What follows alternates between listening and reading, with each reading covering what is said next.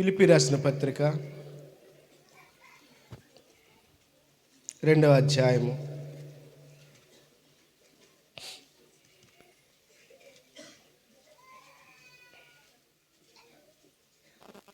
6వ వచనం నుండి 8వ వచనం వరకు చదువుదాము. ఆయన దేవుని స్వరూపం కలిగిన వాడై ఉండి ఎంచుకొనలేదు గాని మనుషుల పోలికగా పుట్టి తన్ను తానే రిక్తుకునిగా చేసుకొనెను. ఆయన మనుష్యుడిగా కనబడి అనగా విధేయత చూపిన వాడై తన్ను తాను తగ్గించుకొనెను. దేవుడి స్తోత్రం. చిన్న ప్రార్థన చేద్దాం. మాట్లాడే మా తండ్రి,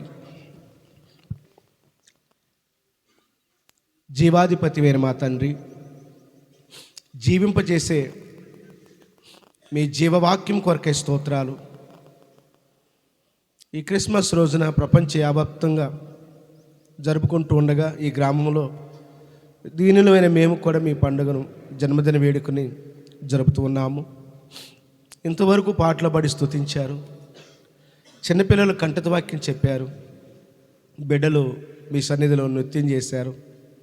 దోషముంటి పరిహరించి క్షమించము ప్రార్థన చేస్తున్నా. ప్రభా, కేక్ కట్ చేశాము, అలాగే తన నూతన వస్త్రాలు బహుకరించారు మీ దాసుల రాజ్యలక్ష్మి గారు. అల్లుపడే నేను నిలవబడిన అయినా మీ యొక్క వాక్యాన్ని ప్రకటిస్తుండగా మీరే మాట్లాడమని, ఈ క్రిస్మస్ ఆనంద సంతోషాలతో మీ బిడ్డల్ని ఆదరించమని, మీ వాక్యంతో బలపరచమని, నాయన ఇక్కడ తలవంచి వీరందరినీ మీరు ఆకర్షించి కృపచూపమని మహిమా ప్రభావాలు మీకు చెల్లించుకుంటూ మా ప్రభువును రక్షకుడైన యేసుక్రీస్తు నామం పేరట అడిగి వేడుకుంటున్నాను తండ్రి. అందరిని చెప్దాం ఆమేన్. చెప్పండి హల్లెలూయా. గట్టిగా చెప్పండి బోలో యేసు మహారాజుకే. ప్రియులారా, ఇప్పటి వరకు చాలా కార్యక్రమాలు జరిగినవి. ఇప్పుడు మనందరం దేవుని యొక్క వాక్యం కొద్దిగా ధ్యానం చేద్దాం. కొంచెమే మనం ధ్యానం చేద్దాము. వచ్చిన మీరు ఒక మాట నేర్చుకొని వెళ్ళవలసిందిగా ప్రభు పేర మనం చేస్తున్నాం. ఈరోజు తెల్లవారుజామున ప్రభు గొర్రెల కాపరులకు ఎందుకు తన సువార్తను ప్రకటించాల్సి వచ్చిందంటే, గొర్రెల కాపరులు యేసు ప్రభు యొక్క జన్మానికి పుట్టుక్కి వారు సాక్షులుగా ఉండడానికి దేవుడు వారికి తెలియపరిచాడు. 2, ప్రభువు పుట్టిన వార్తను సువార్తమానమును ప్రజలకు తెలియపరచడానికే దేవుడు గొర్రెల కాపరులకి ప్రభువు పుట్టిన సంగతి తెలియపరిచాడని మనం తెలుసుకున్నాము. గొర్రెల కాపరులు యేసు ప్రభు పుట్టుక్కి సాక్షులు ఉన్నట్లుగానే మనము కూడా ఆయన పుట్టుకు, ఆయన పునరుద్ధానానికి మనము కూడా సాక్షులుగా ఉండాలని ఈరోజు తెల్లవారుజాము దేవుని యొక్క వాక్యం నేర్చుకున్నాము.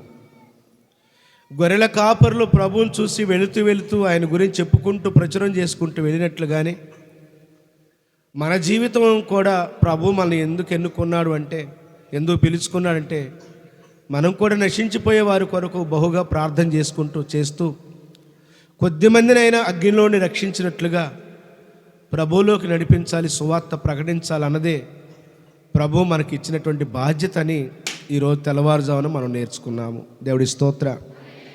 చెప్పండి హల్లెలూయా. ప్రియులారా, ఈరోజు మనం అందరం ఆనందంగా సంతోషంగా ఉన్న ఈ సమయంలో ఆనందకరమైనటువంటి కొంచెం జ్ఞానం కలిగిన వాక్యాన్ని మనం నేర్చుకుందాము. రైట్. యేసు ప్రభు వారు ఈ ప్రపంచంలో 800 కోట్ల మంది ప్రజలుంటే దాదాపు 400 కోట్ల పైబడే ఈరోజు ప్రభుని ఆరాధిస్తున్నారు. చప్పులు కొట్టి దేవుడి స్తోత్రం. హల్లెలూయా. అది యేసు ప్రభు అండి. ఆయన యేసు ప్రభు అండి. యేసు ప్రభు 2020 సంవత్సరాల క్రితము ఈ భూమి మీద జన్మించారండి. చాలామంది అనే మాటలు ఏమిటంటే, యేసు ప్రభువు నిన్నగాక మొన్నొచ్చాడు అనేవారు కొద్దిమంది, యేసు ప్రభు ఇటీవల వచ్చిన వాడని కొద్దిమంది, ఆ రోజున యేసు ప్రభు పుట్టినప్పుడు యేసు ప్రభుని చంపాలని 2 సంవత్సరాల్లో పిల్లల్ని ఏ విధంగా హీరో చంపించాడో ఆ రోజు నుండి ఈ రోజు కూడా యేసు ప్రభు మాట వినపడకూడదని, యేసు ప్రభు ఉండకూడదని, ఆయన నమ్ముకున్న వాళ్ళు ఉండకూడదని చాలామంది శపథాలు చేసి కాలం చేసి వెళ్ళిపోయిన వాళ్ళు కొద్దిమంది ఉంటే, ఇప్పుడు కొద్దిమంది ప్రభువు మీద బురద జల్లే వాళ్ళు ఉన్నారు. వాస్తవానికి ప్రియా దేవుని బిడ్డలారా, యేసు ప్రభు నిన్నగాక మొన్న వచ్చినోడు కాదండి. నిన్నగాక మొన్న యేసు ప్రభు మనిషిగా పుట్టాడు, మానవుడిగా పుట్టాడు. దేవుడి స్తోత్ర. మానవుడిగా పుట్టకముందు యేసు ఎక్కడున్నాడు? మానవుడిగా పుట్టకముందు ప్రభు ఎక్కడున్నాడు? మీలో చాలామందికి తెలుసు. తెలియనటువంటి వారికి మనం నేర్చుకుందాం. యేసు ప్రభు మానవుడిగా పుట్టకముందు పరలోక రాజ్యములో ఉన్నట్లుగా మనం చూస్తాం. యేసు ప్రభు చెప్పాడు, భూమి ఆకాశము పుట్టకముందే నేనున్నాను అని. దేవుడి స్తోత్ర. యేసు ప్రభు నిన్నగాక మన రావటం కాదండి, భూమి ఆకాశం పుట్టకముందే ఉండినవాడు. అందుకే యేసు ప్రభుని అంటారు ఆది సంభూతుడు అంటారు. హల్లెలూయా. ఆది అంటే మొదటివాడు, ఆరంభంలో ఉన్నవాడు, ఎప్పుడు ఉండేవాడు. ఆది సంభూతుడైన దేవుడు యేసు ప్రభు.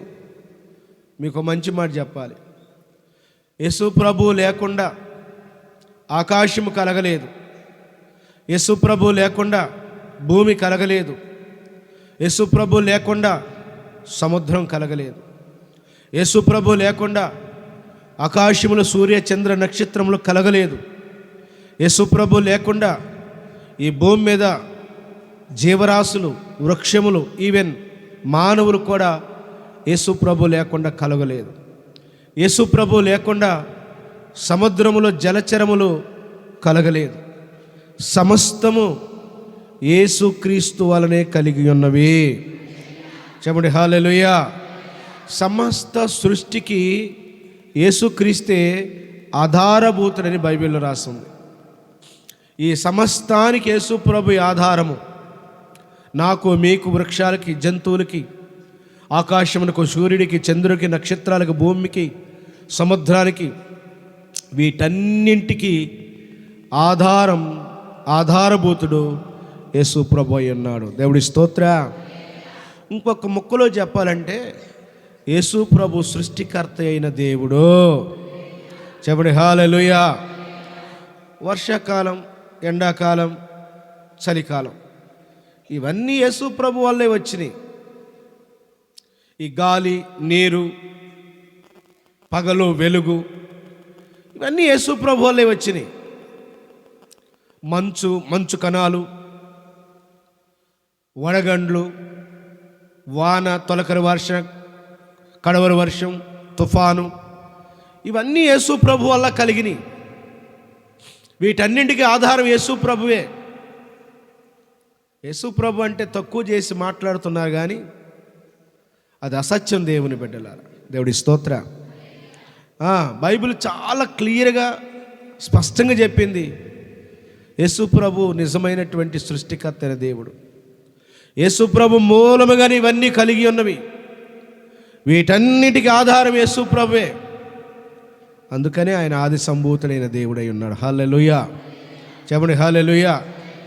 ఇంత సృష్టికర్త అయిన దేవుడు, వీటన్నింటిని సృష్టించిన సృష్టికర్త అయిన దేవుడు యేసు ప్రభువు 2000 సంవత్సరాల క్రితము మరియమ్మ గర్భమున బెత్లెహేము గ్రామములో సత్రములో యేసు ప్రభు మానవుడిగా ఈ లోకంలో జన్మించాడు. దేవుడి స్తోత్ర. ప్రియా దేవుని బిడ్డలారా, 1971 సంవత్సరంలో జేమ్స్ బి ఇర్విన్ అనే ఒక వ్యోమగామి చంద్రమండలం మీదకి, చంద్రుడి మీదకి, చందమామ మీదకి వెళ్ళాడు. ఆయన వెళ్ళి వచ్చిన తర్వాత భూమి మీదకి వచ్చి ఏం చెప్పాడంటే, మానవుడు చంద్రమండలంలోకి వెళ్ళి అక్కడ కాలు మోపు వచ్చే దానికంటే సృష్టికర్త అయిన దేవుడు పరలోకం నుండి భూమికి రావటమే గొప్ప సంగతి అని చెప్పాడు. హల్లెలూయా. ఈ భూమి మీద నుండి మనిషి చంద్రమండలం మీదకి వెళ్ళటం గొప్ప సంగతి ఏం కాదు. సృష్టికర్త అయిన దేవుడు ఈ భూమి మీదకి రావటమే గొప్ప సంగతి అంటండి. ఈ భూమి మీద ఉన్న మనిషి పైకి వెళ్ళడం కాదు, పైనున్న దేవుడు మానవుడికి ఈ భూమి మీదకి రావడం గొప్ప సంగతి అంట. దేవుడి స్తోత్రం. ఎందుకని గొప్ప సంగతి అంటే, పైనున్న దేవుడు, పరలోకమున్న దేవుడు, ఎవరు సమీపింపరని తేజస్సులో నివసిస్తూ అమరత్వం కలిగిన దేవుడై ఉన్నాడు. హల్లెలూయా. ఆయన దగ్గరికి ఎవ్వరూ వెళ్ళలేరు. ఆ వెలుగులో, ఆ వెలుగుకే, ఆ వెలుగు ప్రభావంకే మానవుడు దేవుడి దగ్గరికి వెళ్ళలేడు. అలాంటి అమరత్వం కలిగిన ఆ వెలుగులో నివసిస్తున్నటువంటి ఆ తేజోమయుడైన దేవుడు ఆ తేజస్సును, ఆ మహిమను అవన్నీ విడిచిపెట్టుకొని త్యాగం చేసుకొని ఈ భూలోకానికి రావటం అనేది అది చిన్న విషయం కాదు. దేవుని బిడ్డలారా, దేవుడి స్తోత్రం. అదే గొప్ప విషయం. పరలోకం నుండి భూలోకానికి మానవుడు రావటం అంటే ఏదో మనం చిన్న చిన్న మాటలు మాట్లాడుకుంటున్నాం, కానీ ఆ ప్రభు వచ్చిన విధానం ఎంత త్యాగంతో కూడుకుందో దేవుని యొక్క బిడ్డలారా. విడిచిపెట్టకూడని భాగ్యమని ఎంచుకోలేదు, కానీ యేసు ప్రభువు మానవుడికి ఈ లోకానికి రావటం కోసం ఎన్ని విడిచిపెట్టాడో దేవుని బిడ్డలారా. మనిషిగా ఈ లోకంలో పుట్టడానికి పరలోకంలో యేసు ప్రభు ఎన్ని త్యాగం చేసుకొని వచ్చాడో దేవుని బిడ్డలారా. ఈ లోకానికి రావడానికి యేసు ప్రభు ఎంత మహిమను వదులుకున్నాడు, ఎంత వెలుగును వదులుకున్నాడు, ఎన్ని స్తుతులు వదులుకున్నాడు, ఎంత గొప్ప కృపను వదులుకున్నాడో దేవుడండి యేసు ప్రభు. ఏమనుకుంటున్నారు మానవుడిగా పుట్టడం అంటే? మానవుడికి లోకానికి పుట్టడం అంటే దేవుడు ఆయన దైవత్వాన్ని, ఆయన మహిమను, ఆయన తేజస్సును త్యాగం చేస్తేనే మానవుడిగా ఈ లోకానికి పుట్టగలుగుతాడు. హల్లెలూయా. అదే గొప్ప విషయం దేవుని బిడ్డలారా. అందుకనే మనందరం నూతన వస్త్రాలు ధరించుకొని ఆయన సన్నిధిలో పాటలు పాడు స్తుతిస్తూ ఆయన పుట్టినరోజును ఘనంగా జరుపుతున్నాం. దేవుడి స్తోత్రం. చెప్పండి హల్లెలూయా. అది సంగతి అండి. మానవుడిగా యేసు ప్రభు పుట్టడం ఒక లెక్కండి, కానీ యేసు ప్రభువు మానవుడిగా కంటే, మనిషిగా కంటే దాసుని స్వరూపం ధరించుకొని పుట్టాడంట. దేవుడి స్తోత్ర. ఇది ఎంత గొప్ప సంగతో చూడండి. ఒక రాజు అయ్యుండి, రాజుల రాజు అయ్యుండి, ఘనమైన మహారాజు అయ్యుండి, ఒక దాసుడిగా, ఒక దాసుని స్వరూపం ధరించుకొని అసలే పరలోకంలో ఉన్న మహిమను వదిలిపెట్టుకొని మానవుడిగా పుట్టాడు. ఇప్పుడు పుట్టుటలో కూడా ఆయన దాసుని స్వరూపం ధరించుకొని పుట్టాడు. హల్లెలూయా. ఈ త్యాగం ఎంత గొప్పగా ఉందో చూడండి. ఆయన ఎంతగా తగ్గించుకొని పుట్టాడో చూడండి. అందుకే యేసుప్రభు అన్నాడు, నేను పరిచారం చేయించుకోవడానికి రాలేదు, కానీ పరిచారం చేయుటకును అనేకులు ప్రతిగా నా ప్రాణమును ఇవ్వటానికి వచ్చానన్నాడు. దేవుడి స్తోత్ర. ఆయన దాసుని స్వరూపం ధరించుకున్నాడు గనుకనే యేసు ప్రభు యొక్క శిష్యుల పాదాలు కడిగి ఆయన ఎంత తగ్గించుకున్నాడో చూడండి. హల్లెలూయా. పాదాలు కడిగి ఎంత ప్రేమ చూపించాడో చూడండి దేవుని బిడ్డలారా. దేవుడి స్తోత్ర. యేసు ప్రభు జీవితం అంతా త్యాగంతో కూడుకుంది. యేసు ప్రభు ఎన్ని వదులుకొని వచ్చాడో, ఎంత త్యాగంతో ఇక్కడికి వచ్చాడో చూడండి. మనిషి కంటే దాసుని స్వరూపం ధరించుకొని వచ్చాడు. దేవుడి స్తోత్ర. ఇంకేం చేశాడు యేసు ప్రభు? తన్ను తాను రిక్తుకునిగా చేసుకున్నాడంట. రిక్త హస్తాలంటే ఏమీ ఒట్టి చేతులని అర్థం. అంటే యేసు ప్రభువు మహిమని, తేజస్సుని, గౌరవ మర్యాదలు, పూజలని, ఆరాధనని అవన్నీ వదిలిపెట్టుకొని ఈ భూలోకానికి దాసుని స్వరూపం ధరించి రిక్తుకునిగా, అంటే ఏమీ లేనివాడిగా, సింగిల్ పైసా లేనివాడిగా ఈ లోకంలో ప్రభువు జన్మించాడంట. దేవుడి స్తోత్ర. మీ అందరికీ తెలుసు కదా, యేసు ప్రభు రిక్త హస్తాలతో ఈ లోకానికి వచ్చాడంట. దీనుడిగా, దరిద్రుడికి లోకంలో పుట్టాడండి. ఆయన ఎంత తగ్గించుకొని, ఎంత ప్రేమతో ఈ లోకంలో పుట్టాడో చూడండి. ఆయన ఎంత దేవుడండి. మానవుని ప్రేమించి, మనిషిని ప్రేమించి అవన్నీ వదులుకొని ఈ లోకంలో పుట్టాడు. పుట్టి ఎట్ట పుట్టావా మనిషిగా కాదు, ఒక దాసుని స్వరూపం ధరించుకొని. సరే, దాసుని స్వరూపం ధరించుకొని పుట్టాడు, సరే, ఇంకా ఏవి లేనివాడిగా తాను రిక్తుగునిగా చేసుకొని పుట్టాడంట. దేవుడి స్తోత్ర. మీ అందరికీ తెలుసు యేసుప్రభు చెప్పిన మాట, అయ్యా నేను వెంబడిస్తాను అంటే యేసుప్రభు చెప్పాడు, నువ్వు నన్ను వెంబడిస్తావా? ఆకాశ పక్షులకి గూళ్ళున్నవి, నక్కలకి బొరియలున్నవి, నాకు తలవాల్చుకోవటానికైనను స్థలము లేదన్నాడు. హల్లెలూయా. అరే, యేసుప్రభు చనిపోతే, ఆయన సమాధి చేయడానికి స్థలం లేకపోతే, యోసేపు అనే ధనవంతుడు తను బతికుండగానే ఒక సమాధి కట్టించుకున్నాడు. ఆయన సమాధిలో యేసయ్య దేహాన్ని పెట్టాల్సి వచ్చింది. ఆయన ఎంతగా తగ్గించుకున్నాడు దేవుని బిడ్డలారా. హల్లెలూయా. అదే యేసయ్య ప్రేమ, అదే క్రిస్మస్ అండి. క్రిస్మస్ ఆయన తను అన్ని వదులుకొని మానవుడిగా వచ్చాడు. మానవుడిగా దాసుని స్వరూపం దాసుడిగా వచ్చాడు. ఏమీ లేని రక్తహస్తాలతో ఒట్టి చేతులతో ఈ లోకానికి వచ్చాడు. ఎంత త్యాగం చేశాడో చూడండి యేసుప్రభు. ఎంత ప్రేమతో వచ్చాడో చూడండి యేసుప్రభు. ఎంతగా తగ్గించుకొని వచ్చాడో చూడండి యేసుప్రభు. దేవుడి స్తోత్ర. చెప్పండి హల్లెలూయా. అది ఆయన గొప్పతనం, అది ఆయన ప్రేమ. అంత తగ్గించుకొని వచ్చాడు కనుక ఈరోజు డిసెంబర్ 25వ తేదీ అని ఒక తేదీని నిర్ణయించుకొని ప్రపంచం వ్యాప్తంగా అన్ని దేశాలలో, అన్ని ప్రాంతాలలో ఈరోజు యేసుప్రభు జన్మదినాన్ని 25వ తేదీ నిర్ణయించుకొని ఘనంగా జరిపిస్తున్నారు. దేవుడి స్తోత్ర. ఈరోజు యేసుప్రభు పుట్టుకొని మీరు కొంచెం మాటలు మీ హృదయంలో ఉంచుకోండి.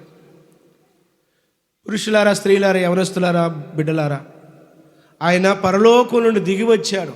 పరలోకం దిగి రావాలంటే ఆయన ఎంత వదులుకొని వచ్చాడో చూడండి. మహిమను, తేజస్సును, పరలోకాన్ని, ఆరాధనను అవన్నీ వదిలిపెట్టుకొని, దైవత్వంతో సహా వదిలిపెట్టుకొని మానవుడికి ఈ లోకానికి వచ్చాడు. హల్లెలూయా. మన కోపాన్నే వదిలిపెట్టుకోలేం, మనం ఏమి వదిలిపెట్టుకోలేం, మనం ఏమీ త్యాగం చేయలేము. కానీ యేసుప్రభు అన్నీ విడిచిపెట్టి ఈ లోకానికి వచ్చాడు. హల్లెలూయా. ఇంకా యేసుప్రభు ప్రేమ చూడండి, దాసుని స్వరూపం ధరించుకున్నాడు. ఆయన త్యాగం చూడండి, ఏమీ లేని రిక్త హస్తాలతో వచ్చాడు. హల్లెలూయా. దీనిని అపోస్తలుడైన పౌలు గారు కొరింథీ సంఘానికి చెప్తాడు, మన యేసయ్య, మన ప్రభు అయిన యేసుక్రీస్తు కృపను మీరు ఎరుగుదురు కదా, ఆయన ధనవంతుడై ఉండియు తన దారిద్ర్యం వల్ల మీరు ధనవంతులు కావాలని ఆయన మీ కొరకు దరిద్రుడయ్యాడు. చప్పట్లు కొట్టి దేవుడి స్తోత్రం. హల్లెలూయా. చెప్పండి హల్లెలూయా. ఆయన ధనవంతుడై ఉండియు తన దారిద్ర్యం వలన మనం ధనవంతులం కావాలని ప్రభు మన కొరకు రిక్తహస్తలుగా, రిక్తికునిగా చేసుకున్నాడు. దేవుడి స్తోత్ర. అది యేసయ్య ప్రేమ, అది యేసయ్య ప్రేమ అండి, యేసయ్య త్యాగం అండి అది. అమ్మా, అయ్యా, ఈరోజు క్రిస్మస్ జరుపుకుంటున్నాం మనందరం. యేసయ్య త్యాగం చూద్దాం. మానవుడిగా ఈ లోకానికి పుట్టాడు కదా, పుట్టాలంటే ఎంత త్యాగం చేసుకొని ఎన్ని విడిచిపెట్టుకుని వచ్చాడో ప్లీజ్ అది గుర్తు చేసుకోండి. మానవుడిగా పుట్టాడు కదా, కానీ మానవుడిగా కాదు, మనం యజమానులాగా ఉంటే ఆయన దాసుడిగా పుట్టాడు. హల్లెలూయా. సరే, కొద్ది గొప్ప దాసులకి రూపాయి ఏదో ఉంటుందేమో, కానీ యేసు ప్రభుకి ఏమీ లేనివాడిగా పుట్టాడు. హల్లెలూయా. ఆయన ప్రేమను, ఆయన త్యాగాన్ని ఈరోజు మీ హృదయాల్లో జ్ఞాపకం చేసుకోవలసిందిగా ప్రభు పేర మనవి చేస్తున్నా. దేవుడి స్తోత్రం. రైట్ అమ్మా, చివరి మాట చెప్పి ముగించేస్తాను. యేసు ప్రభు పుట్టుట వలన ఏం జరిగిందో ఒక 2-3 మాటలు మీకు చెప్తా, దయచేసి ఆలకించండి. యేసు ప్రభు పుట్టుట వల్ల ఏం జరిగిందో ప్లీజ్ 2 మాటలు మీకు చెప్తా, దయచేసి ఓపికతో వినగలరని ప్రభు పేర మనవి చేస్తున్నా. రైట్, చదువుకున్న బిడ్డలందరికీ తెలుసు, క్రీస్తు పూర్వము, క్రీస్తు శకము. రైట్ అమ్మా, అయ్యా, యేసు ప్రభు పుట్టుక ముందు సంవత్సరాలు ఎలా ఉండేయంటే 6000 సంవత్సరాలు, 5000 సంవత్సరాలు, 4000 సంవత్సరాలు, 3000 సంవత్సరాలు, 2000 సంవత్సరాలు, 1000 సంవత్సరాలు, 900, 800, 700, 600, 500, 400, 300, 200, 100, 90, 80, 70, 60, 50, 40, 30, 20, 10, 9, 8, 7, 6, 5, 4, 3, 2, 1, 0 అయిపోయింది సంవత్సరం. ఇక సంవత్సరాలు లెక్కించడానికి లేవేక ఆ టైంలో యేసు ప్రభు పుట్టాడు. హల్లెలూయా. యేసు ప్రభు పుట్టిన దగ్గర నుంచి మరలా కాలం మొదలైంది. 1, 2, 3, 4, 5, 10, 20, 30, 50, 100, 200, 1000, 2000, 2020కి యేసు ప్రభు పుట్టక ముందు సంవత్సరాలు తగ్గుకుంటూ వచ్చినాయి. యేసు ప్రభు పుట్టిన దగ్గర నుంచి సంవత్సరాలు పెరుగుకుంటూ వచ్చినాయి. చెప్పండి హల్లెలూయా. ఈ కాలానికి బ్రిడ్జి యేసయ్య, ఈ కాలానికి వారధి యేసయ్య. చూడండి, యేసు ప్రభు ఈ లోకంలో పుట్టడం వల్ల కాలం లెక్కించడానికి అనుకూలమైంది. దీని మీద కూడా రాజకీయం చేస్తున్నారండి పిచ్చోళ్ళు. ఆ రోజున క్రైస్తవులు ఉన్నారు కాబట్టి క్రైస్తవులు ఆ క్రీస్తు శకం క్రీస్తు పూర్వం పెట్టారా అని మరి అంత భయంకరమైన అబద్ధాలు ఆడుతున్నారని. అరే నాయనా, యేసు ప్రభు పుట్టే టయానికి కాలం అయిపోయింది, ఇక లెక్కించడానికి లేవేక జీరోకి వస్తుంది. మరి ఎవరి పేరుని లెక్కించాలంటే అప్పుడు పుట్టాడు యేసయ్య. యేసయ్య దగ్గర నుంచి కాలం పెరుగుకుంటూ వచ్చింది. చెప్పండి హల్లెలూయా. యేసు ప్రభు పుట్టినప్పుడు జరిగిన సంగతి ఇది దేవుని బిడ్డలారా. యేసు ప్రభు పుట్టుట వల్ల ఈ భూప్రపంచము కాలాన్ని లెక్కించే అవకాశము దొరికింది. చెప్పండి హల్లెలూయా. 2, బైబిల్లో చాలా చోట్ల ఏమని ఉంటుందంటే జీవము ప్రత్యక్షమాయిన అని ఉంటుంది. దేవుడి స్తోత్ర. ఏంటిదంట? జీవము ప్రత్యక్షమాయిన ఉంటుంది. జీవం అంటే యేసు ప్రభువే. ఆయనే చెప్పాడు, నేనే మార్గము, నేనే సత్యము, నేనే జీవము. జీవం అంటే ఏంటి? ప్రాణమా? జీవం అంటే ఏంటి? ప్రాణమా? ప్రాణం వేరు, జీవం వేరు, శరీరం వేరు. మనలో 3 ఉన్నవి: ప్రాణం, ఆత్మ, శరీరం. మరి ప్రాణం వేరు, జీవం వేరు అని చెప్పుకుంటే మరి జీవం ప్రత్యక్షమైంది అంటే ఏంటంటే, ప్రియ దేవుని బిడ్డలారా, యేసు ప్రభువే జీవం అయితే యేసు నిరంతరం ఉండేవాడు గనక, యేసు ప్రభు నిరంతరం జీవించేవాడు గనక జీవం ప్రత్యక్షమైందంటే నిత్య జీవము ప్రత్యక్షమైంది. అంటే ఎందుకు చెప్పాడు ఈ మాట? జీవం ప్రత్యక్షమైందని ఎందుకు చెప్పాడు? అప్పటిదాకా ఈ భూమండలాన్ని మరణం ఏళ్తుంది, ఈ భూప్రపంచాన్ని మరణం ఏళ్తుంది. అంటే మానవులందరూ చనిపోతున్నారు, కానీ చనిపోయి తిరిగి లేచి మరణం లేని జీవితాన్ని జీవించేవారు ఈ భూమి మీద లేరు. మరణం అందరికీ కాపురి అయిపోయింది. మానవులందరూ మరణానికి దాసులైపోయారు. అమ్మా అయ్యా, మరణం ఏలుతుంది. మరణాన్ని ఓడించేది ఏదీ లేదు. మరణాన్ని ఓడించేవారు ఎవరో లేరు. మరణానికి వ్యతిరేకంగా జీవం లేకుండా పోయింది దేవుని యొక్క బిడ్డలారా. అందుకని మరణం వేలుతున్న రోజుల్లో యేసు ప్రభు ఈ లోకాన్ని పుట్టాడు. ఆయనే జీవము, ఆయనే నిత్య జీవము. చెప్పండి హల్లెలూయా. యేసు ప్రభు 33.5 సంవత్సరాలు ఈ భూమి మీద జీవించారు. సిలువలో చనిపోయారు, సమాధి చేయబడ్డారు, పునరుద్ధానుడయ్యాడు 3వ రోజున. దేవుడి స్తోత్ర. మరణం ఓడిపోయిందండి. ఎన్నో సమాధుల దొడ్లు ఉన్నాయి, ఎన్నో శ్మశానాలు ఉన్నాయి. చనిపోయిన వారు తిరిగి ఒక్కడో లేదు. ఎందుకంటే మానవులందరూ మరణానికి దాసులైపోయారు. మరణం వారి మీద కాపురత్వం చేస్తుంది, కాపురుగా ఉంది మరణం. మానవులందరూ నరకంలో పడిపోతున్నారు. మరణం వారి కాపురుగా నిలబడింది. కానీ యేసుని మరణము బంధించలేకపోయింది. ఆయన జీవమై ఉన్నాడు. హల్లెలూయా. జీవం ముందు మరణం మోకరిల్లింది దేవుని యొక్క బిడ్డలారా. అందుకే యేసయ్య ఈ లోకంలో పుట్టుట వల్ల మరణం ఓడిపోయింది. దేవుడి స్తోత్ర. జీవం వచ్చింది. హల్లెలూయా. నిత్య జీవం వచ్చింది. హల్లెలూయా. ఎంత గొప్ప సంగతో చూడండి. ఈ మాట మీ హృదయంలో ఉంచండి. మరణం వేలుతున్న ఈ కాలంలో, మరణం రాజ్యం వెలుతున్న ఈ లోకంలో దేవుడు జీవాన్ని ప్రత్యక్షం చేశాడు. హల్లెలూయా. జీవం అంటే నిత్య జీవం. దేవుడి స్తోత్ర. యోహాను సువార్తలో ఉంటుంది, యేసుక్రీస్తుని ఎరుగుటియే నిత్య జీవము.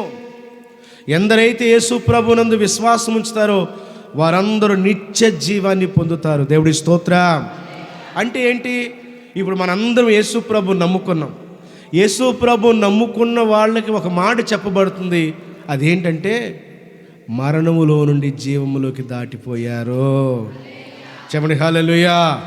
మరణం అంటే అగ్నిగుండం, అగ్నిగుండం అంటే నరకం. ప్రభువుని నమ్ముకున్న వాళ్ళు మరణం నుండి, అగ్నిగుండం నుండి, పాతాళం నుండి వాళ్ళు దాటి నిత్య జీవంలోకి, మరణం లేని జీవితంలోకి, పరలోక రాజ్యంలోకి వారు ప్రవేశించారు. చప్పట్లు కూడా దేవుడి స్తోత్రం చెప్పండి. హల్లెలూయా. చెప్పండి హల్లెలూయా. మనందరం ఆనందంగా ఉండాలి, మనందరం సంతోషించాలి. ఓ మరణమా నీ ముల్లెక్కడని ప్రభు చెప్పినట్లుగానే మరణం ఓడిపోయింది, మరణపు పునాదులు కదిలిపోయినవి, జీవం ప్రత్యక్షమైంది, నిత్య జీవం వచ్చింది. ఎందరైతే యేసు ప్రభునందు విశ్వాసం ఉంచుతారో వారందరూ మరణం నుండి, నరకం నుండి తప్పించబడి పరలోక రాజ్య వారసులు అవుతారు. చెప్పండి హల్లెలూయా. ఇంకో మాట చూద్దాం. యేసయ్య పుట్టుట వల్ల కాలం లెక్కించబడింది. యేసు ప్రభు ఈ లోకం పుట్టుట వల్ల నిత్య జీవం, జీవం ప్రత్యక్షమైంది. దేవుడి స్తోత్రం. ఇంకో మాట చెబుదాం. యేసు ప్రభు పుట్టుట వల్ల ఏం జరిగింది? అయ్యా, యోహాను సువార్త 1వ అధ్యాయం ఉంటుంది, నిజమైన వెలుగు ఉండెను. దేవుడి స్తోత్ర. ఏంటిది? నిజమైన వెలుగు. ఇప్పుడు యేసు ప్రభుని ఏమన్నారంటే వెలుగు, నిజమైన వెలుగు. వెలుగేమో సాతాను, నిజమైన వెలుగేమో యేసు ప్రభు. హల్లెలూయా. వెలుగు దూత వేషం వేసుకున్నాడు సైతాను, అందుకని యేసు ప్రభువు నిజమైన వెలుగు అని చెప్పబడింది. దేవుడి స్తోత్రం. సో యేసు ప్రభు వెలుగు ఉదయించింది. యేసు ప్రభు ఈ లోకంలో పుట్టుట వలన వెలుగు ఉదయించింది. అయ్యా, యేసు ప్రభు పుట్టినప్పుడు ఆకాశంలో నక్షత్రము ఉదయించింది. యేసు ప్రభు ఈ లోకంలో పుట్టడం వల్ల వెలుగు ఉదయించింది. అయ్యా మరణం వేలినట్టుగా ఈ లోకాన్ని చీకటి రాజ్యం ఏలుతుంది. ఈ లోకంలో చీకటి రాజ్యం ఏలుతుంది. అయ్యా వినండి ప్లీజ్. చీకటి అంటే పగలు, కక్షలు, కోపాలు, అసూయలు, ద్వేషాలు, హత్యలు, పాపం అన్నమాట చీకటి అంటే. వెలుగంటే ఏంటి? మంచితనము, ప్రేమ, పరిశుద్ధత, పవిత్రత. ఇది వెలుగు. యేసు ప్రభు పుట్టే నాటికి అంతా కూడా పగలు, కక్షలు, యుద్ధాలు, అసూయలు, రాజకీయాలే ఈ భూమి మీద పరిపాలన చేస్తున్న దేవుని బిడ్డలారా. మానవుల్లో, మనిషిలో ప్రేమ, క్షమ, దయ, కనికరం, మంచితనం అనే లేవు దేవుని యొక్క బిడ్డలారా. దేవుడి స్తోత్రం. అలాంటి సమయంలో యేసు ప్రభు ఈ లోకంలో వెలుగుగా జన్మించాడు. చెప్పండి హల్లెలూయా. చెప్పండి హల్లెలూయా. ఇప్పుడు యేసు ప్రభువునందు విశ్వాసం ఉంచిన వారందరినీ బైబిల్ ఏం చెబుతుందో తెలుసా? చీకట్లో నుండి ఆశ్చర్యకరమైన వెలుగులోకి వచ్చి ఉన్నారు. అంటే పగలు, కక్షలు, పాపము, ద్వేషము, అపరాధము, కుళ్ళు, కుతంత్రాల్లోంచి ప్రేమ, మంచితనం, కనికరం, దయ అనే జీవితంలోకి వచ్చాము. చెప్పండి హల్లెలూయా. చెప్పండి హల్లెలూయా. అది యేసయ్య పుట్టుట వల్ల మంచితనము, పరిశుద్ధత, పవిత్రత, కనికరము, దయ వచ్చింది దేవుని యొక్క బిడ్డలారా. ఒక పెద్ద భక్తుడే ఉన్నాడు తెలుసా? యేసయ్య ఈ లోకంలో పుడితే మనిషి పుట్టాడు అన్నాడండి. ఎవరు పుట్టారంట? అదేంటి, మన మనుషులం కాదా? కాదు. మీరు ఎవరైనా ఏమనంటారంటే ఒరే పశువు కదరా, నువ్వు పశువు కదరా అంటారు. అంటే వీడు మనిషి కాదా? కాదు. పశువు లాంటి స్వభావం ఉంది. ఒరే పందివి కదరా, పందోడ అంటారు. ఒరే దున్నపోత అంటారు. ఒరే యుద్ధ అని తిడతారు. ఒరే నక్క అని తిడతారు. మనుషులకి ఎన్ని పేర్లు ఉన్నాయో చూడండి. యేసు ప్రభు మనిషి అన్నారండి. ఓ పెద్ద భక్తుడు మనిషి పుట్టాడు. మనిషి అంటే ప్రేమ, మంచితనము, దయ, క్షమాపణ, కనికరం. దేవుడి స్తోత్ర. ఇవి ఉన్నోళ్ళు మనిషి. ఇవి లేని వాళ్ళని జంతువులతో పోలుస్తున్నారు. నా ప్రియ దేవుని బిడ్డలారా, యేసు ప్రభు ఈ లోకంలో పుట్టుట వలన వెలుగు ఉదయించింది. చెప్పండి హల్లెలూయా. యెషయా గ్రంథంలో రాయబడి ఉంది, యేసుప్రభు నడుచుకుంటూ వెళ్తుంటే గలిలయ ప్రాంతంలో వారు గొప్ప వెలుగును చూశారని రాయబడింది. దేవుడి స్తోత్ర. యోహాను యెషయా గ్రంథం 9వ అధ్యాయంలో మత్తయి సువార్తలో కూడా రాయబడింది. వారు గొప్ప వెలుగును చూశారు. యేసే ఈ ప్రపంచానికి వెలుగు. దేవుడి స్తోత్ర. యేసే ఈ ప్రపంచానికి వెలుగు. హల్లెలూయా. ఆయన వెలిగించిన మనుషులు, బైబిల్లో యేసు ప్రభు చెప్పారు, మీరు లోకానికి వెలుగై ఉన్నారు. ఏదో చెప్పండి. ఎవరట? యేసు ప్రభు నమ్మిన వారందరూ లోకానికి వెలుగంటే ఏంటి? మంచితనం. ఏంటిది? మంచితనం, ప్రేమ, దయ, కనికరం, పరిశుద్ధత, పవిత్రత. దేవుడి స్తోత్ర. ఇది వెలుగంటే. చీకటంటే కోపం, ఆవేశ, అసూయ, ద్వేషం, పగ, కక్ష, కఠినం. అది చీకటంటే. ఈరోజు మీరందరూ ఈ లోకానికి ఏమై ఉన్నారు చెప్పండి? వెలుగై ఉన్నారు. దేవుడి స్తోత్ర. మీ క్రియలన్నీ కూడా ఇతరులకు కనబడినట్లు మీ దీపాన్ని ఎక్కడ పెట్టాలి? దీపస్తంభం మీద పెట్టాలి. హల్లెలూయా. చెప్పండి హల్లెలూయా. యేసు ప్రభు పుట్టుట వల్ల కాలము లెక్కించబడింది. యేసు ప్రభు పుట్టుట వల్ల జీవం ప్రత్యక్షమైంది. యేసు ప్రభు పుట్టుట వల్ల ఈ చీకటి లోకంలో వెలుగు ప్రకాశించింది. చెప్పండి హల్లెలూయా. చెప్పండి హల్లెలూయా. ఈ క్రిస్మస్ రోజున దేవుని యొక్క బిడ్డలారా, ఇవన్నీ మనం నేర్చుకోవాలి. ఇంకో మాట మనం తెలుసుకుందాము. ప్లీజ్ నా వైపు చూడండి. యేసు ప్రభు పుట్టుట వల్ల ఈ లోకంలో పాపులకి పాపక్షమాపణ కలిగింది, పాపులకు రక్షణ కలిగింది. చెప్పండి హల్లెలూయా. అయ్యా అమ్మ, మనందరం తెలుసో తెలియకో ఎక్కడో చోట ఏదో ఒక పొరపాటు, ఏదో ఒక తప్పు, ఏదో ఒక పాపం చేసినటువంటి వారమే. అందరినీ పాపాత్ములు అన్నారు. అందరూ పాపాత్ములు అయిపోయాం. పాపం వల్ల చాలా జగడాలు జరుగుతాయి. పాపం వల్ల చాలా బాధలు కలుగుతాయి. పాపం వల్ల చాలా ఆర్థిక ఇబ్బందులు ఎదుర్కోవాల్సి వస్తుంది. పాపం వల్ల చాలా నష్టాలు కోల్పోవాల్సి వస్తుంది. పాపం వల్ల చాలా ఇబ్బందులు పడాల్సి వస్తాయి. చివరికి పాపం వల్ల నరకంలో పడిపోతాం. మరి నరకంలో పడిపోకుండా ఆరోగ్యంగా సంతోషంగా ఉండాలంటే ఆ పాపాలన్నీ క్షమించబడాలి. అయితే యేసు ప్రభు ఈ లోకంలో పుట్టుట వల్ల ఆ పాపానికి ప్రాయశ్చిత్తం దొరికింది. ఆ పాపానికి పాపక్షమాపణ దొరికింది. దేవుడి స్తోత్ర. చెప్పండి హల్లెలూయా. క్షమాపణ పొందితివనగా మహానందము కలిగి, నాలో మహానందము కలిగి, పరవాసినినే జగమున్న ప్రభువా, పరవాసినినే మున్న ప్రభువా, నడచుచున్నాను నిధారిం నా గురి నీ ప్రభువా, నా గురి నీవే నా ప్రభువా, నీదరినే చేరెదను నేను, నీదరి. హల్లెలూయా. క్షమాపణ పొందితివనగా మహా ఆనందం కలిగిందంట. దేవుడి స్తోత్ర.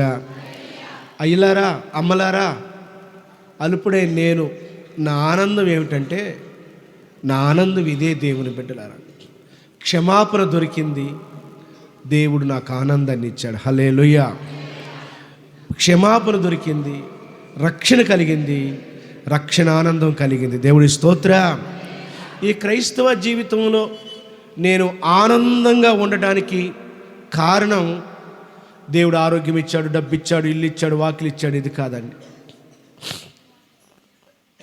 నేను ఆనందంగా జీవించడానికి దేవుడు నాకు కారు ఇచ్చాడు, బైక్ ఇచ్చాడు, భార్య ఇచ్చాడు, బిడ్డలు ఇచ్చాడు, ఆరోగ్యం ఇచ్చాడు, వస్త్రాలు ఇచ్చాడు, ఇవి కాదు దేవుని బిడ్డలారా. నా 25 సంవత్సరాల సేవా జీవితంలో, 25 సంవత్సరాల విశ్వాస జీవితంలో నా ఆనందము పాపక్షమాపణే. దేవుడు నా పాపాలు క్షమించాడు అన్న దానిని బట్టే ఈరోజు కూడా నా దేవుని యందు ఆనందిస్తూ ఉంటా. దేవుని బిడ్డలారా, హల్లెలూయా. దేవుడు నాకు ఇల్లు ఇచ్చినా ఇవ్వకపోయినా, వాకిలు ఇచ్చినా ఇవ్వకపోయినా, బట్టలు ఇచ్చినా ఇవ్వకపోయినా, కారు ఇచ్చినా ఇవ్వకపోయినా, నాకు ఏది ఇచ్చినా ఇవ్వకపోయినా నో ప్రాబ్లం.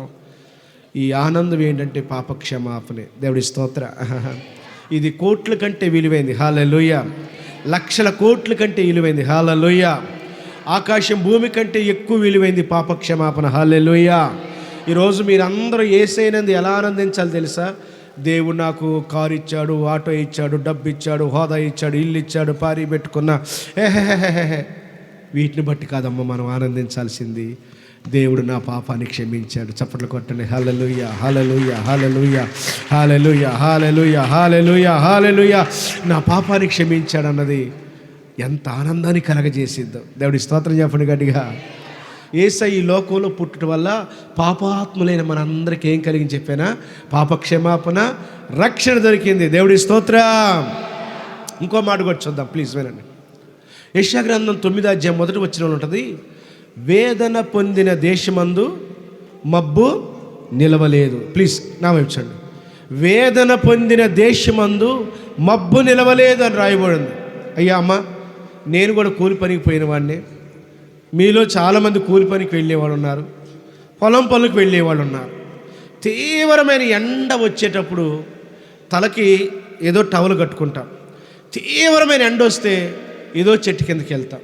ఆ ఏరియాలో ఏ చెట్లు లేకపోతే ఏమనుకుంటామో తెలుసా?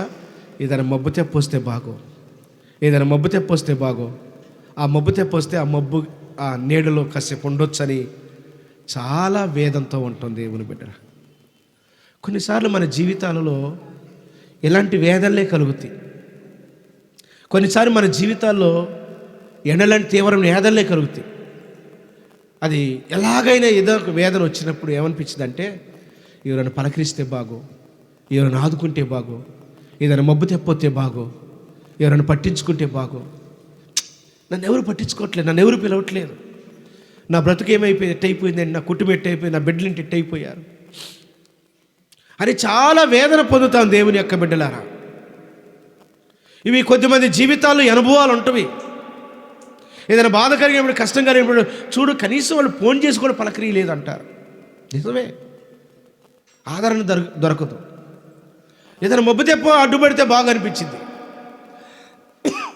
కానీ యేసయ్య ఈ లోకంలో పుట్టడం వల్ల అంటండి, యెషయా గ్రంథం 9వ అధ్యాయం మొదటి వచనం ప్రకారం ఎందరైతే వేదన పొందుతున్నారు, ఎందరైతే ఆదరణ లేక జీవితాన్ని కొనసాగిస్తున్నారు, ఎందరైతే కఠిన బాధలతో ఉన్నారు, వారందరికీ మబ్బు తెప్పలాగా ఆదరించడానికి యేసు ప్రభు ఈ లోకంలో పుట్టాడు. చెప్పండి హల్లెలూయా, చెప్పండి హల్లెలూయా. అందుకే 91వ కీర్తన, మహోన్నతిని చాటు నివసించేవాడు సర్వశక్తి నీడను విశ్రమించేవాడు. దేవుడి స్తోత్ర. అయ్యా అమ్మా అయ్యలారా, మీరు ఆనందంగా జీవిస్తున్న జీవితకాలం ఏదో ఒక వేదన నిన్ను వెంటాడుతుందా? మానవులందరూ దూరం అయిపోయి ఏకాకి అయిపోయి వేదన అనుభవిస్తున్నావా?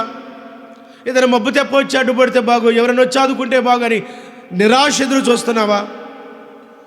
మబ్బు తెప్పలాగా అడ్డుపట్టడానికి, నిన్ను ఆదరించడానికే యేసు ప్రభు ఈ లోకంలో జన్మించాడు. చెప్పండి హల్లెలూయా, చెప్పండి హల్లెలూయా. మీకా గ్రంథం 5వ అధ్యాయం యెషయా గ్రంథం 11వ అధ్యాయం మొదటి వచనం తీయొద్దు దేవుడు. అక్కడ ఏమని ఉంటుంది? యెషయా మొద్దు నుండి చిగురు పుట్టిను. అంటే ఏంటి దేవుని బిడ్డలారా? దావీదు గుడారం పడిపోయింది, దావీదు కుటుంబం పతనమైపోయింది. దావీదు రాజు, ప్యాలెస్, ఆస్తి, ఐశ్వర్యం, రాజరికం, సింహాసనం, కిరీటం, అబ్బా ఎంత వైభోగంగా జీవించాడు. చివరికి ఆ కుటుంబం పిల్లల పిల్లల పిల్లల పిల్లలు ఆస్తంతో పోయింది, ఐశ్వర్యంతో పోయింది, సింహాసనం పోయింది, కిరీటం పోయింది, వాకిళ్ళు పోయింది, అన్నీ పోయినవి. చివరికి కూలి పని చేసుకుంటేనే భోజనం దొరికే స్థాయికి దిగజారిపోయింది ఆ కుటుంబం. ఇంకో ముక్కలో చెప్పాలంటే ఆ కుటుంబం మోడుబారిపోయింది. యేసు ప్రభు ఈ లోకంలో పుట్టడం వల్ల మోడుబారిన దావీదు కుటుంబం చిగురించబడింది. చెప్పండి హల్లెలూయా. దీన్ని మనం అన్వయించుకుందాం, దీన్ని మనం అప్లై చేసుకుందాం. మోడుబారిన జీవితాలని ప్రభు చిగురింపజేస్తాడు. యేసు ప్రభు ఈ లోకంలో పుట్టడం వల్ల పడిపోయిన దావీదు గుడారం తిరిగి లేపబడింది. యేసు ప్రభు ఈ లోకంలో పుట్టడం వలన దావీదు కుటుంబం మరలా చిగురించబడింది. దీన్ని మనం అప్లై చేసుకుంటే, అర్థం చేసుకుంటే, ఈరోజు నీ కుటుంబం కూడా దిగజారిపోయావా? బాగా బతికిన నీవు నీ బిడ్డలు ఇగో చివరికి దేనిస్థితి దిగజారిపోయే పరిస్థితి నీకుందా? ఒక్కోసారి భోజనం పెట్టుకునే పరిస్థితి నీకుందా? కష్టాలు అయిపోయి మోడుబారిపోయింది నీ జీవితం. అయితే యేసయ్య ఈ లోకంలో పుట్టింది మోడుబారిన నీ జీవితాన్ని చిగురింప చేయటానికి. చెప్పండి హల్లెలూయా. మీ అందరికీ నయోమి తెలుసండి. భర్త, 2 కొడుకులు, ఆస్తి, ఐశ్వర్యం, సంపద తొలతూగిపోతుందండి. పిడుగు లాంటి వార్త వచ్చి పడింది. ఓ కరువు వస్తుంది, కరువు వస్తుంది. భయపడిపోయింది. భర్తని, పిల్లల్ని, ఆస్తిని తీసుకొని పక్కనే ఉన్న దేశానికి మోయాబుకి వెళ్ళిపోయింది. మంచిగా బతుకుదామని, కరువు తీరిందాక అక్కడ బతుకుదామని ఆశతో వెళ్ళిపోయిందండి. వెళ్ళిపోయిన ఆవిడ 2 బిడ్డలకు పెళ్లి చేసింది. ఇప్పుడు ఆమె ఇంట్లోకి భార్య, భర్త, 2 కొడుకులు, మొత్తం నలుగురున్న కుటుంబంలోకి 2 యాడ్ అయ్యారు, కోడలు వచ్చారు. ఏం జరిగిందో ఏమో దేవుని బిడ్డలారా. పాపం నయోమికి ఏం దరిద్రం పట్టుకుందో తెలియదు కానీ భర్త చచ్చిపోయాడు. భర్త చచ్చిపోయిన కొన్ని నెలలకు, కొన్ని మాసాలు కనుక్కుందాం, 2 కొడుకులు చచ్చిపోయారు. చివరికి 3 ఆడలు మిగిలిపోయారు. ఇక లాభం లేదనుకొని ఆ నయోమి తన సొంతూరికి బయలుదేరి వస్తూ మార్గ మధ్యలో కోడలు తంది, నా కుమార్తెలారా మీ ఇళ్ళకి వెళ్ళిపోయి పెళ్లి చేసుకొని విశ్రాంతి తీసుకోండి, సంతోషంగా బతకండి అంటే పెద్ద కోళ్ళు ఎవరో వెళ్ళిపోయింది, ఓర్ప వెళ్ళిపోయింది. చిన్న కోళ్ళు రూతు అంటది, అత్త నీ జనమే నా జనం, నీ బ్రతుకే నా బ్రతుకు, నువ్వు ఎక్కడుంటే నేను అక్కడుంటా, నీ దేవుడే నా దేవుడు, నిన్ను నన్ను మరణం తప్ప మనుషుడు ఎవ్వడూ విడదీయకూడదు అంది. హల్లెలూయా. మంచి సమర్పణతో వృద్ధురాలైన అత్తని నేను ఇప్పుడు వదిలిపెడితే ఎట్లాగా? అమ్మా, అయ్యా, కోడల్లారా ఆలోచించండి. వృద్ధురాలైన అత్తని నేను వదిలిపెడితే ఎలా జీవించదని మంచి సమర్పణతో అత్తను ఒత్తుకొని అత్తతో పాటు అత్తగారింట్లోకి వచ్చింది. ఇంటికి రాగానే ఊళ్ళో వాళ్ళందరూ నయోమిని గుర్తుపెట్టారా? అమ్మా నువ్వు నయోమి కాదు అంటే పాపం ఆ పేరు పెట్టి పిలుస్తుంటే గుండె పగిలిపోతుంది. ఎందుకో తెలుసా? నయోమి అంటే మధురము. దేవుడి స్తోత్రం. మరి ఇప్పుడు ఆమె జీవితం మధురంగా ఉందా? నో, చేదైపోయింది, మారైపోయింది. వాళ్ళందరూ నయోమి అంటే పాపం మగదిక్కిపోయి, ఆస్తి పోయి, అంతా పోయి మోడైపోయింది. ఏడుస్తూ వస్తుంది. నన్ను అలా అనొద్దు, నన్ను మధురం అనొద్దు, నన్ను నయోమి అనొద్దు, మారానండి తల దించుకొని ఇంట్లోకి వచ్చింది. కొన్నాళ్ళకి ఏం జరిగింది చెప్పారా? ఈ రూతుని బోయాజు పెళ్లి చేసుకుంటాడు. ఆ బోయాజుకి, ఆ కోడలకి ఒక కొడుకు పుడతాడు. కొడుకు పుట్టిన తర్వాత ఈ నయోమి ఎత్తుకుంటే ఆ ఊళ్ళో వాళ్ళందరూ అంటారు, నీ జీవితం సిగురించింది. చెప్పండి హల్లెలూయా. 3 బారి నీ జీవితం మధురమైంది. చెప్పండి హల్లెలూయా. యేసు ప్రభు ఈ లోకంలో పుట్టుట వలన 3 బారిని నీ కుటుంబం, 3 బారిని నీ జీవితాన్ని నా యేసయ్య చిగురింపజేస్తాడు. దేవుడి స్తోత్రం. చెప్పండి హల్లెలూయా. ఆశ కలిగి విశ్వాసంతో ప్రభునందు ఈ క్రిస్మస్ రోజున ఈ మాటని గుర్తుపెట్టుకో. అదిగో దావీదు యొక్క గుడారం పడిపోతే, దావీదు కుటుంబం పతనమైపోతే చిగురింపజేసిన యేసయ్య 3 బారిని నీ జీవితాన్ని కూడా చిగురింపజేస్తాడు. దేవుడి స్తోత్రం. ఇంకో మాట చెప్పానా? మీకా గ్రంథం 5వ అధ్యాయం 2వ వచనం. ఎవరు తీయొద్దు. స్వల్పమైన బెత్లెహేము, స్వల్పమైన గ్రామమా, అదిగో నీలో నుండి రాజులు వస్తాడని దేవుడు ప్రవచనం చెబుతున్నాడండి. యేసుప్రభు పుట్టిన ఊరి పేరేం పేరు? బెత్లెహేము. దానిని మీకా ప్రవక్త అన్నాడు స్వల్పమైన గ్రామమా అన్నాడు, స్వల్పమైన ఊరు అన్నాడు. అంటే చిన్నది అని అర్థం. అమ్మా, చిన్నవాళ్ళని ఎవరో లెక్క చేస్తారా? చిన్నవాళ్ళని ఎవరో లెక్క చేస్తారా? ఒక్కొక్కళ్ళు ఏమంటారు? రేయ్ నువ్వెంత, నీ బతుకెంత అంటారు. రేయ్ నువ్వెంత, నీ కుటుంబం ఎంత అంటారు. ఎవరు లెక్క చేయరు స్వల్పమైన వారు. బహుశా దేవుడు స్వల్పమైన గ్రామమా, నీలో నుండి రాజులు వస్తారని ప్రవచించాడంటే ఆ బెత్లెహేము గ్రామం ఎంత స్వల్పమైందో, ఎంత తృణీకరించబడిందో, ఎంత బాధ అనిపించిందో అనుకుందాం కొద్దిసేపు. అలాంటి స్వల్పమైన గ్రామంలోంచి రాజుల రాజైన నజరేయుడని యేసు పుట్టి ఉన్నాడు. ఆ గ్రామాన్ని విలువగల గ్రామంగా చేశాడు. ఆ గ్రామాన్ని బలమైన గ్రామంగా చేశాడు. ఆ గ్రామానికి ఒక విలువ తీసుకొచ్చాడు. ఇప్పుడు స్వల్పమైన గ్రామం కాదు, బలమైన గ్రామమైంది. దేవుడి స్తోత్ర. యేసు ప్రభు పుట్టుట వలన స్వల్పమైన గ్రామము బలమైన గ్రామమైంది. ఈరోజు స్వల్పమైన కుటుంబం చాలాసార్లు అనుకుంటాం, నేనెంత, నా బతికెంత, నేనెంత, నా కుటుంబం ఎంత, నేను విలువ తక్కువ అండి, నా కుటుంబం విలువ గలది కాదు అని చాలాసార్లు మనం నీరసిల్లిపోతాము. చాలాసార్లు మనం బాధపడిపోతాము, చాలాసార్లు కుంగిపోతాము.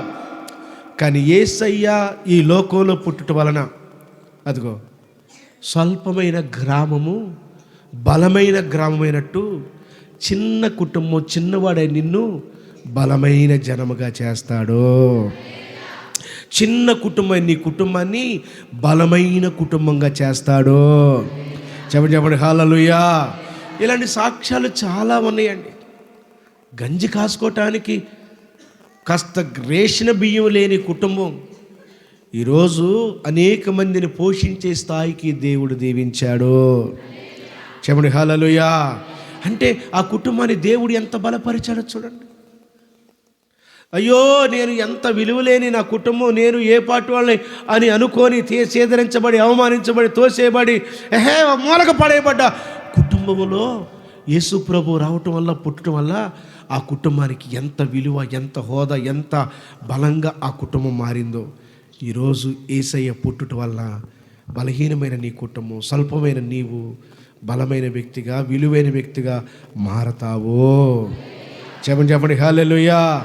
యేసు ప్రభు పుట్టుట వల్ల ఎన్ని జరిగినాయో చూడండి దేవుని బిడ్డలారా. యేసు ప్రభు ఈ లోకంలో పుట్టుట వలన కాలం లెక్కించబడింది. యేసు ప్రభు ఈ లోకంలో పుట్టుట వల్ల జీవం ప్రత్యక్షమై మరణం ఓడిపోయింది. యేసు ప్రభు ఈ లోకంలో పుట్టుట వల్ల వెలుగు ఉదయించి చీకటి పారిపోయింది. యేసు ప్రభు ఈ లోకంలో పుట్టుట వల్ల వేదన పోయి అదిగో ఆదరణ వచ్చింది. యేసు ప్రభు ఈ లోకంలో పుట్టుట వలన దేవుని యొక్క బిడ్డలారా అదిగో మోడుబారిన జీవితాలు చిగురింప చేయబడుతున్నాయి. యేసు ప్రభు ఈ లోకంలో పుట్టుట వలన స్వల్పమైన కుటుంబాలు, గ్రామాలు, బిడ్డలు బలమైన బిడ్డలుగా మార్చబడుతున్నారు. హల్లెలూయా. యేసు ప్రభు ఈ లోకంలో పుట్టుట వల్ల పాపులకి పాపక్షమాపణ రక్షణ కలిగింది. దేవుడి స్తోత్ర. ఎంత మంచివాడు యేసయ్య, ఎంత ప్రేమ గలవాడు యేసయ్య, ఎంత త్యాగశీలి యేసయ్య, ఎంత తగ్గించుకున్నాడు యేసయ్య. పరలోకంలో ఉన్న యేసయ్య అవన్నీ విడిచిపెట్టి, అవన్నీ త్యాగం చేసి, దాసుని స్వరూపం ధరించుకొని, తను తాను రిక్తుకునిగా చేసుకొని, పాప శరీరాకారంతో ఈ లోకంలో పుట్టిన యేసయ్య స్తోత్ర. చెప్పండి హల్లెలూయా. కనుక యేసు ఆది సంభూతుడు, యేసు మానవుడిగా పుట్టాడు. మానవుడిగా పుట్టుట వల్ల ఏం జరిగిందో మీరు విన్నారు. కనుక ధైర్యంగా ఉండండి, ప్రార్థన చేసుకోండి. వేదన పొందుతున్న దేవుడు నీకు ఆదరణిస్తాడు. తృణీకరింపబడుతున్న నీవు, స్వల్పమైన నిన్ను బలమైన వాడిగా చేస్తాడు. మోడుబారి నీ కుటుంబాన్ని దేవుడు చిగురింప చేస్తాడు. పాపక్షమాపణ రక్షణ కలగజేసి నీకు ఆనందాన్ని కలగజేస్తాడు. దేవుడు నీకు నిత్య జీవాన్ని ప్రసాదిస్తాడు. అనేక మేలులు దేవుడు నీకు అనుగ్రహిస్తాడు. దేవుడి వాక్యం దీవించునుగాక. కళ్ళు మూసుకొని ప్రార్థన చేద్దాం. కళ్ళు మూసుకొని ప్రార్థన చేద్దాం. ప్రేస్తులను హల్లెలూయా, హల్లెలూయా, హల్లెలూయా. మా తండ్రి, మా దేవా, ఈ క్రిస్మస్ రోజున మీరు ఇచ్చిన సందేశం చాలా గొప్పదయ్యా. మీరు ఎంతగా తగ్గించుకొని వచ్చారయ్యా, ఎన్ని విడిచిపెట్టుకొని వచ్చారయ్యా. మీరు మానవుడిగా, దాసుడిగా, రిక్తుకునిగా చేసుకొని ఎంత త్యాగం చేశారయ్యా. మీ బిడ్డలందరూ దాన్ని స్మరించుకొని కృప దయచేయండి. మీరు ఈ లోకంలో పుట్టుట వల్ల ఏమేమి జరిగినాయో చాలా విషయాలు నేర్చుకున్నామయ్యా. మా ప్రభువా, ఈ బిడ్డలందరినీ మీ వాక్యం చేత బలపరిచి ఆదరించినందుకై స్తోత్రాలు చెల్లిస్తూ, ఇంకనూ బిడ్డల్ని వచ్చే సంవత్సరం ఇదే క్రిస్మస్ వరకు బలమైన బిడ్డలుగా ఆదరిస్తూ, చిగురింపజేస్తూ, బలపరుస్తూ, ఆశీర్వదిస్తూ, ఏ పాయం రాకుండా కాపాడుతూ మీ బిడ్డలు దీవించమని మా ప్రభువును రక్షకుడైన యేసుక్రీస్తు నామం పేరట అడిగి వేడుకుంటున్నాను తండ్రి. ఆమేన్, ఆమేన్.